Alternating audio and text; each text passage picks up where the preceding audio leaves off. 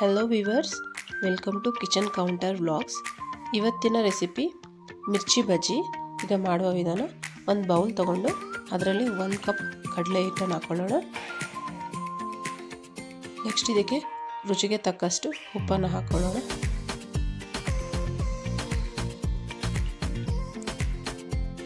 ಒಂದು 1/4 table spoon ಆಗಷ್ಟು cooking soda ಹಾಕೊಳ್ಳೋಣ.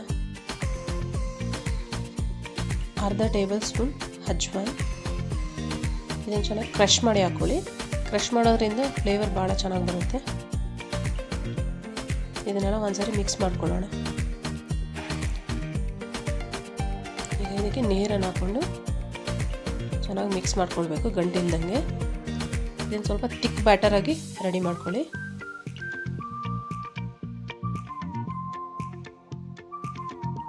ಈ ಥರ ಇರಬೇಕು ಬ್ಯಾಟರ್.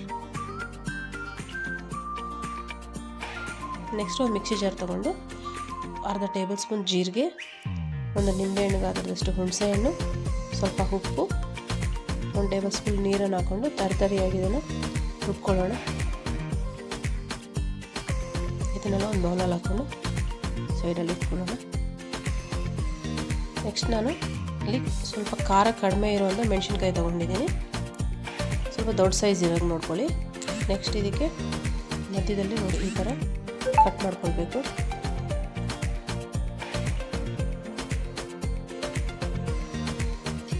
ನೆಕ್ಸ್ಟ್ ಇದಕ್ಕೆ ನಾವು ಮಾಡಿಟ್ಕೊಂಡಿರೋಂಥ ಪೇಸ್ಟನ್ನು ಇದರೊಳಗಡೆ ಈ ಥರ ಫಿಲ್ ಮಾಡ್ಕೊಳ್ಳೋಣ.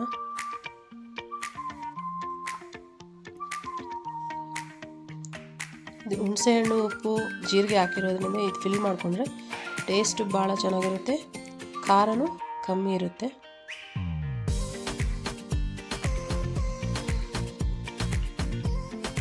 ಈ ಥರ ಎಲ್ಲಕ್ಕೂ ಫಿಲ್ ಮಾಡಿ ಸೈಡಲ್ಲಿ ಇಟ್ಕೊಳ್ಳೋಣ. ಈಗ ಒಂದು ಪಾತ್ರೆ ತಗೊಂಡು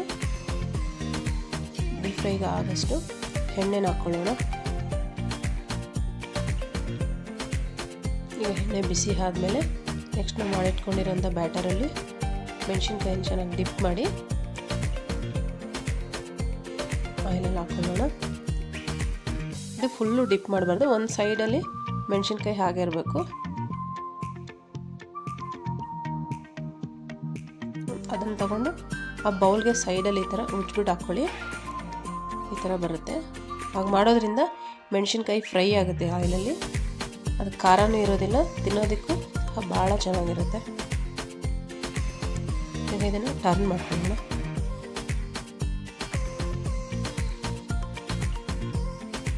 ಗೋಲ್ಡನ್ ಬ್ರೌನ್ ಬರೋ ತನಕ ಇದನ್ನು ಫ್ರೈ ಮಾಡ್ಕೊಳ್ಳೋಣ. ಈಗ ಇದು ಗೋಲ್ಡನ್ ಬ್ರೌನ್ ಆಗಿದೆ. ನೆಕ್ಸ್ಟ್ ಇದನ್ನು ತಗೊಂಡು ಒಂದು ಪ್ಲೇಟ್ಗೆ ಹಾಕ್ಕೊಳ್ಳೋಣ.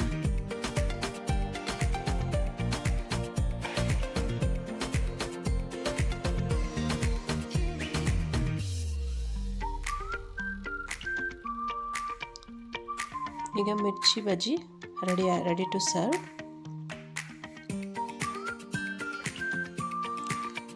ಮಿರ್ಚಿ ಬಜ್ಜಿ ಮೇಲೆ ಕಡಲೆ ಪುಡಿ ಹಾಕ್ಕೊಳ್ಳಿ. ಟೇಸ್ಟ್ ಮಾತ್ರ ಭಾಳ ಚೆನ್ನಾಗಿರುತ್ತೆ. ನೀವು ಸಹ ಈ ರೆಸಿಪಿನ ಟ್ರೈ ಮಾಡಿ, ಹೇಗಿದೆ ಅಂತ ಕಾಮೆಂಟ್ ಮಾಡಿ. Thanks for watching my video.